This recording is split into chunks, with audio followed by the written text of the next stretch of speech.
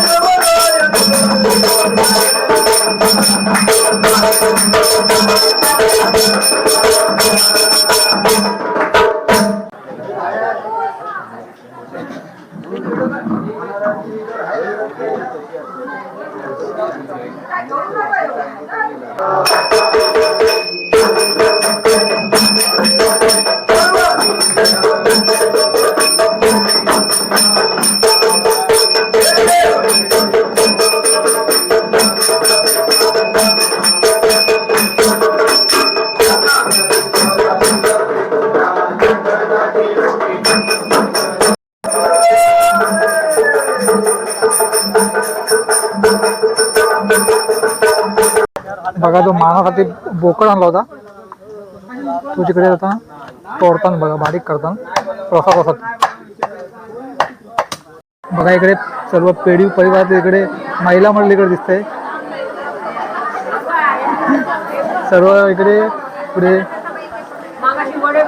काय चालू इकडे भाजी कटिंग चालू आहे आणि इकडे पुऱ्या सुद्धा करतात प्रसादासाठी सर्वजण ते पेढी परिवार सर्व महिला मंडळी इकडे दिसते सर्व इकडे बसली काका आता काय चालू आहे देवाचा प्रसाद चालू आहे प्रसाद करतात बघा इकडे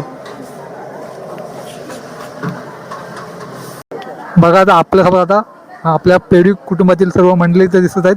आता त्यांच्याकडून थोडी आता माहिती घेऊन घ्या आजच्या प्रोग्रामबद्दल. आजचा प्रोग्राम त्याबद्दल थोडी माहिती द्या. कुलदेवताचा 3 वर्षाचा ठरल्याप्रमाणे प्रोग्राम असतो.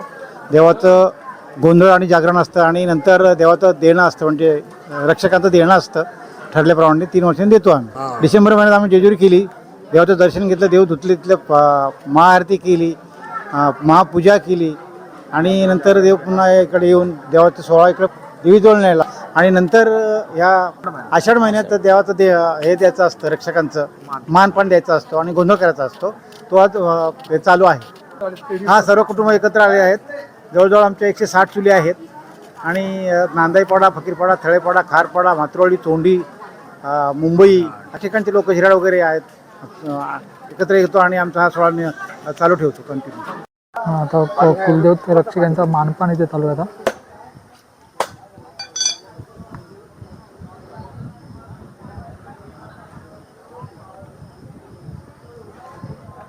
आता आता प्रसाद वाटतं इकडे या प्रसाद खायला. काय करू का मटण होते ना. इकडे बघा मटण बनवत आहे. इकडे काका मटण बनवतात बघा. आता खाटी मारतात. आता किती किलो असतो तरी 40 किलो ना. 40 किलो मटण तो तिकडे बनवतात बघा. आता